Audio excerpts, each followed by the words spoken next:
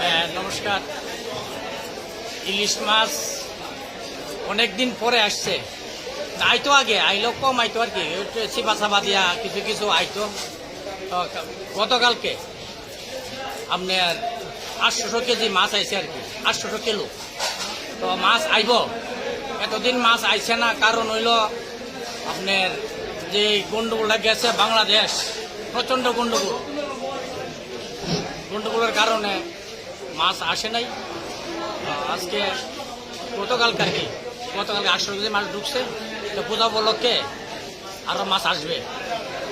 আর চাঁদপুরের ইলিশ খুব ভালো ইলিশ, একদম কারেন্ট মালটা এসছে। 1 কেজি 100।